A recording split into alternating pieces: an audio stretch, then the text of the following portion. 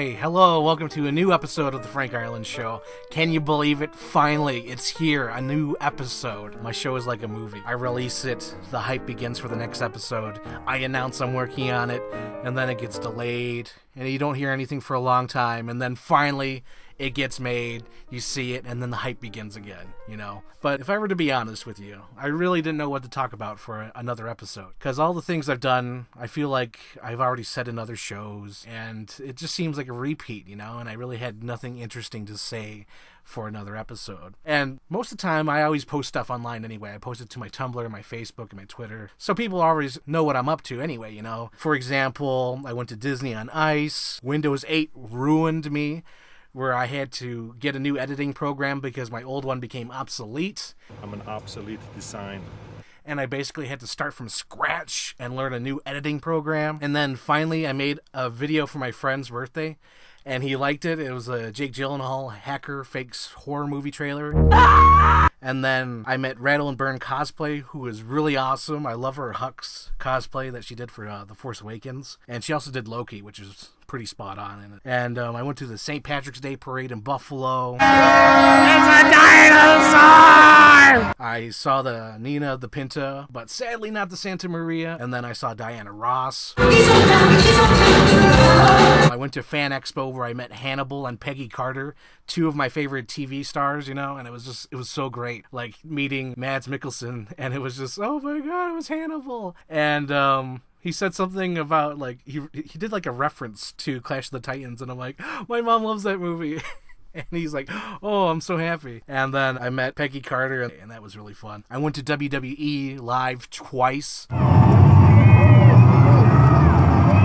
And then I drew this picture making fun of like The Force Awakens, and my friend liked it, and he redesigned it to make it look better, and it's on a t-shirt. So something I drew ended up being on a t-shirt, and that is so awesome. I love it. He liked it. Yeah, he loved it.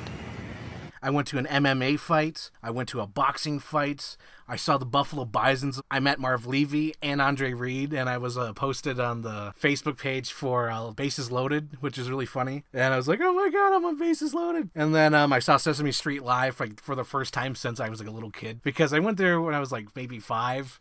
And then this year it was coming to Shays. I'm like, you know what? I'm going to go see Sesame Street live. So I said to my sister, you want to go? And she said, yeah. And we went to watch Sesame Street live, and it was incredible. I just had so much fun to watch them like sing and dance on the stage. It was very entertaining. I loved it. Of course, I got excited for Jurassic World. I posted that all over Facebook. I did a countdown, and it was like the biggest movie for me for 2015 because I love Jurassic Park. I love The Lost World. I somewhat like Jurassic Park 3, and I was waiting a long time for Jurassic Park to come back. Well, I've been waiting for this moment for all my life. And it finally did, and I enjoyed it for the most part. I watched it like 5 times in the theater. I've only watched it like maybe twice on DVD, but that's just because I saturated myself with it. As you guys already know, I made a fake trailer called Jurassic World 1978, where I just did tons of research on old dinosaur movies, on old monster movies, and I made like a 3-minute trailer that was just all about like what if Jurassic World was made in the 70s. And I used Michael Caine, Charlton Heston, Raquel Welch, and Richard Pryor. And a lot of those actors I used in that thing were like a reference to Oliver Harper's channel, because Duncan Casey does an awesome, badass job doing Michael Caine. From Chief Brody Rules to Duncan, can you say, I was with the Navy, not the Navajo, or that thing out there is no dinosaur, in the Michael Caine voice? I was with the Navy, not the Navajo. And also, that thing out there is no dinosaur. And he also did Richard Pryor a few times. Oh, Mama Brody.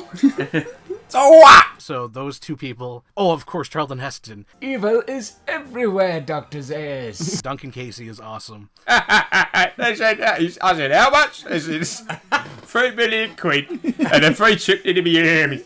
But basically that podcast inspired the casting choices for that. It was just a huge passion project, and I loved working on it. And after that, I just got sick of Jurassic Park. Now, just how bad is it? About as bad as it can get. And now, our feature presentation. In this episode, I'm going to be talking about The Force Awakens and and Batman vs. Superman.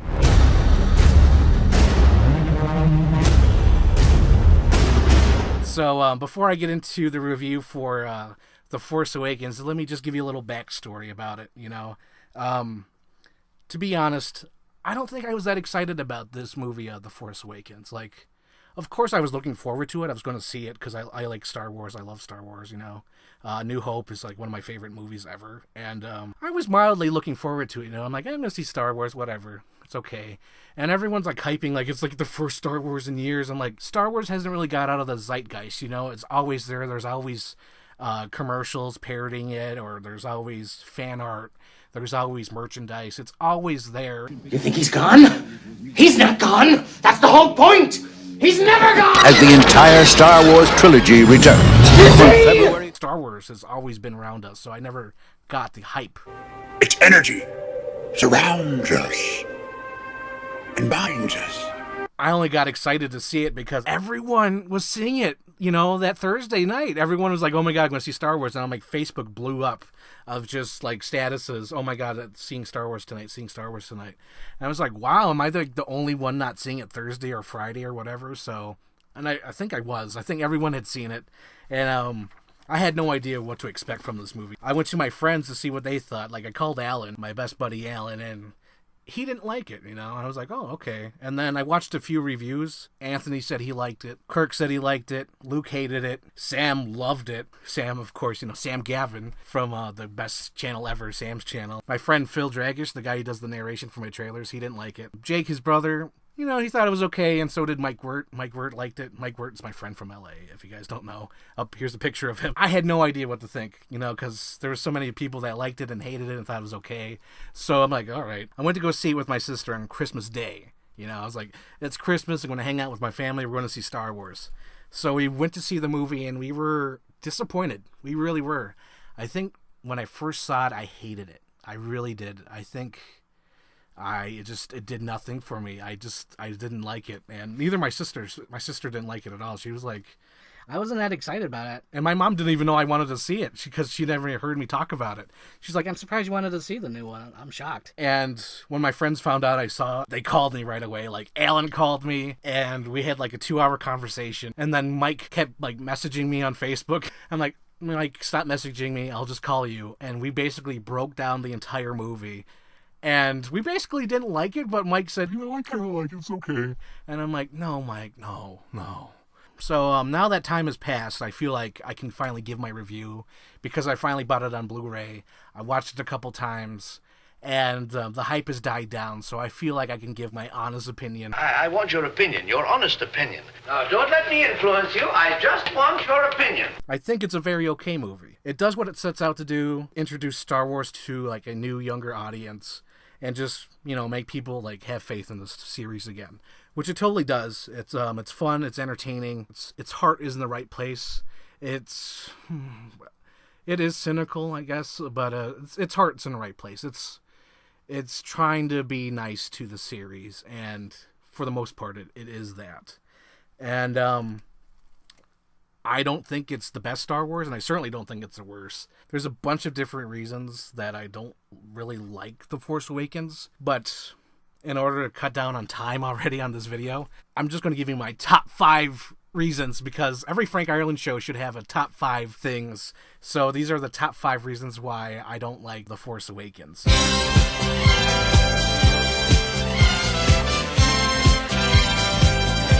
So number 5 is the character of Poe. So who talks first? You talk first? I talk first? I talk first. I always talk first. To me, he doesn't do anything. He's not interesting. He's not really a character. He's like a false protagonist. You never told me your name. Why do you want to know my name? I want to know who I'm looking at. What are you running away from? Why do you ask that? Like, you see him first, he's played by a big name, and he gets the ball rolling. He's just there, you know, just to jumpstart the story. That droid has a map that leads straight to Luke Skywalker! And crashes on that planet. That's where he should have died. For like the rest of the movie, he has like nothing to do that's interesting or involves like the main character. Like he never really meets Rey. He doesn't really talk to Han Solo, and he doesn't really have an effect on the story. Because the movie is about Rey discovering her Force powers and learning to accept her destiny. That's what The Force Awakens is about. And Poe has like nothing to do with that other than introduce BB-8 and tell Finn, that droid has a map that leads straight to Luke Skywalker. Poe is just another character that's just like a concept. He's just like a really cool pilot. There's nothing else to him. He's just pilot man. He's not really anybody. Who's that guy? That is Poe Dameron. He's a nobody. So my number 4 is over-explaining Finn. Now, before I get into details, I just want to say I love Finn. He's the best new character in this series. He's the bumbling hero that is willing to do the right thing even though he's scared shitless, and that's great. That's exactly what Star Wars is. I can do it. I like this guy. The thing I don't like is how they over-explain his backstory. His great speech about, I've seen things. You don't know a thing about me. Where I'm from. What I've seen. His great speech loses so much impact when you know, A, it was his first battle. My first battle? And B, he was a janitor before it. What was your job when you were based here? Sanitation. Sanitation? And they didn't need that. And I know what you're probably saying. Frank, you're thinking way too much into this. But honestly, I was thinking that in the theater. Because I was like, wait a minute. If this was his first battle, what has he seen? You know, he hasn't seen shit. Well, hang on. I guess he has seen shit because he was a janitor. You don't know the First Order like I do. Skag, you sank my destroyer! Number 3, the use of the Millennium Falcon. Now, I'm going to admit this. This is a huge nitpick, but it's in my top 5, and it bothers me. They treat the Millennium Falcon like it's an indestructible thing, and it makes me cringe and sink in my seat every time I watch it. Oh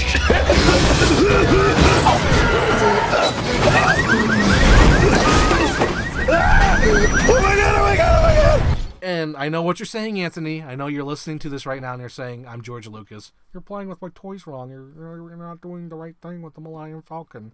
It's a piece of junk. What a piece of junk! You came with that thing? You're braver than I thought. No! This one goes there, that one goes there, right? I think we better replace the negative power coupling. Free!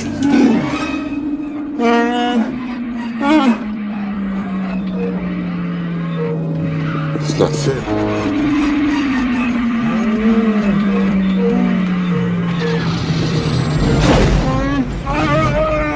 They fixed it. I trusted them to fix it. It's not my fault. That was garbage! To me, the Millennium Falcon is fragile. It's fragile. Very fragile. It's probably held together by tape. I need the bonding tape, hurry. It shouldn't be treated like a super ship.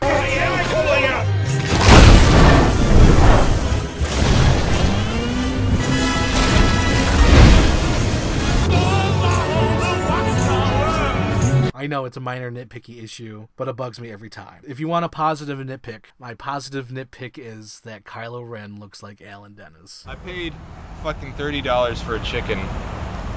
For why? Why? A live chicken? No, for... Was it arrived? It was cooked. It was a half chicken. That's my positive thing, because every time I see Kylo Ren take off his helmet, I'm like, that's Alan. That's hilarious. I want you out at 8 o'clock, not at 7:59:59. You all's gotta go. You all's gotta be out. Okay, so number 2 reason why I don't really like The Force Awakens is the end of Act 2 and the entire Act 3. At the end of Act 2, Rey runs off like Belle and Beauty and the Beast. Well, the Master's really not so bad once you get to know him. Why don't you give him a chance? I don't want to get to know him. I don't want to have anything to do with him. It's out of character for her because she's been so perfect at everything throughout the whole movie. She just yelled at Finn for running away from his destiny. She runs away from her destiny. Destiny! Destiny! No escaping! That's for me! Destiny! Destiny! But my biggest problem is the Star Killer base. I hate Starkiller Base. It's so unoriginal and unimportant. I can't even fathom why it's in the movie at all. It's just a huge reference. I understood that reference. It has like almost no impact on the story at all. For those who don't know what the movie's about, it's about Rey discovering that she has force power and is accepting her fate. It's fucking Jedi Legend of Korra. It should be amazing, and it kind of isn't, because the most important scene of the movie, when Rey is about the showdown with Alan Dennis, when he's going, they start fighting, and it's cut right in the middle of the scene to a kid yelling, "I want to go to Disney World! Disney World!" in the middle of the scene. And it sucks the emotional punch right out of the scene, because it's not connected to the main characters. It's not tied to like the story at all, which is about Rey accepting her fate, or even finding Luke Skywalker. It's just so like, why is this here? The Death Star was important in A New Hope because, you know, you had R2-D2 with the Death Star plans, and they had to get it to Princess Leia using Obi-Wan Kenobi, and they had to help out the rebellion because they're going to blow up the rebellion planet. It's so important to that story and so integral. It's really great.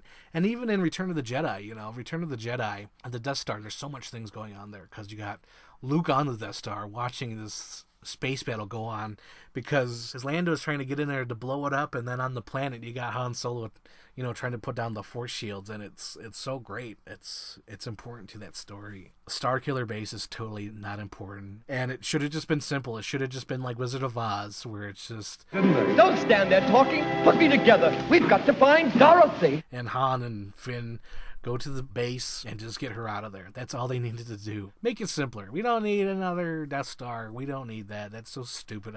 We have another one, and it's bigger than the last time. Even Han Solo's like, so it's big. But I guess the movie needed X-Wings. X don't give it to you. Fuck, wait for you to get it on. Where are the B-Wings? We've yet to see a B-Wing be really cool in a movie. And my number one reason why I don't really fully love The Force Awakens, and it's Rey. I'm right. Boys wanna be her, the girls wanna be her, the boys wanna be her. I wanna be her. So do you. I know the subject is beaten to a dead horse. Stop! Stop! He's already dead. But I'm going to try to be somewhat original to this. Like I said earlier, this is fucking Legend of Korra Jedi form. It should be amazing. A girl doing things better than a boy can. Kicking ass. It's a great concept. It should be amazing and awesome. The idea of the character is great. The design is great. They picked the perfect actress for this. She's beautiful and believably badass. I love it, I love it, I love it. But it doesn't work. Oh my gosh. Because like she's like too overpowered. I wish she was a little weaker. She's so advanced as a character, I almost wonder what they're going to do with her in the next one. Like, what else does she have to learn? Because she's already a great friend. She knows how to fly the Millennium Falcon.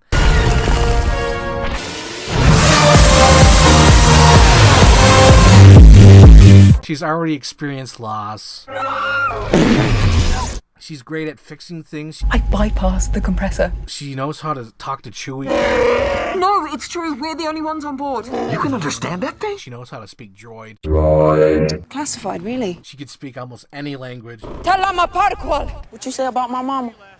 You feel sorry for who? She's self-taught with the Force. You will remove these restraints and leave this cell with the door open. I will remove these restraints and leave the cell with the door open. Could you imagine, with my reference earlier to Wizard of Oz, could you imagine Wizard of Oz, where it's Scarecrow, Tin Man, and Lion, they're going to go save Dorothy, and they go into this base to save Dorothy, and they find out that Dorothy's already escaped, and they just got in her way. That's basically what happens in The Force Awakens, and it's ridiculous. And then she also beats Alan Dennis up.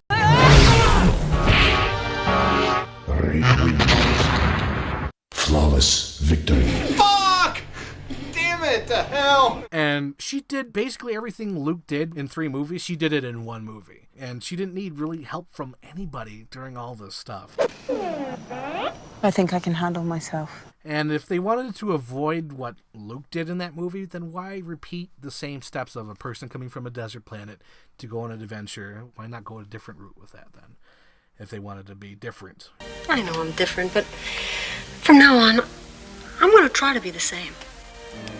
Same as what? Same as people who aren't different. Other than being overpowered, I do think that she makes some questionable actions. I know this is probably going to sound nitpicky, but it matters to me. Matters, Mr. Crawford. Cops look at you to see how to act. Matters. Because when I see movies, I usually catch these things.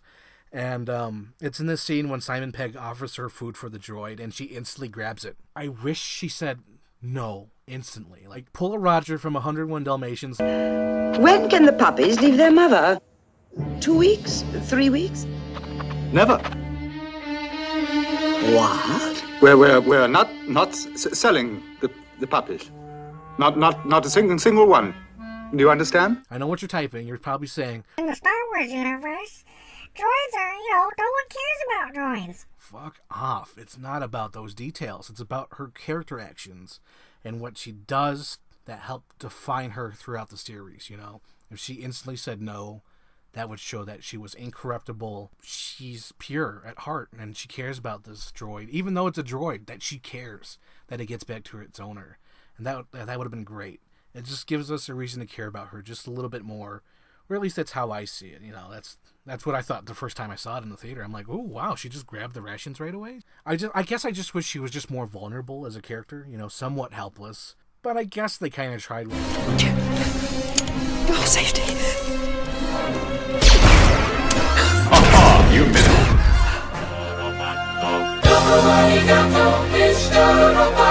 Like, I love the idea of her, but maybe there is a better version of this movie out there where it's like, maybe it was editing. Maybe they took out some scenes like, oh no, let's use this take. Or, hang on, we don't really want to explain this again, so let's just do it like that she knows it already. But then why repeat the story? Anyway, this has gone too long. Too long! Those are some of the problems I have. Those are my top 5 problems with the movie. And just as a reminder, I don't hate this movie. Not anymore, anyway. I hated it in December, but now I think it's okay. You were right. Tell your sister. You were right. I think it's worthy to the Star Wars name. I just wish they did things better, but I get it. I guess it was rushed. I think. I don't know. There are some good moments in it. I love the Han and Leia scenes. Those are really great. I didn't see Harrison Ford. I saw Han Solo. And Carrie Fisher did a good job. I thought she was perfect coming back to the character of Princess Leia. And that was really cool. I think Kylo Ren is such an interesting character. He's like the best thing in the movie. I love that idea where he's just like a coward that's hiding behind a facade. And that's great. I also thought the snow battle was pretty cool in the forest with the snow and the lightsabers of being red and blue and then purple. That was cool. The movie's heart is in the right place. Like, they were trying to be respectful to the franchise, but it's okay. And for the most part, most of these issues can be overlooked. Like, okay, I get it. They don't want to repeat the other things. That's why Rey can do this. I get why people like Poe. It's understandable. It's an okay movie. It gets a pass from me. I still stick with my original rating, which is like 2.5 stars or 2 stars, something like that, out of 5. But maybe the sequel will help fix these problems. Hopefully it's just not another reference overload movie where, like, it's not even like a remake of A New Hope. It's just a remix of Star Wars. And hopefully the next one's not like that. I hope they do that.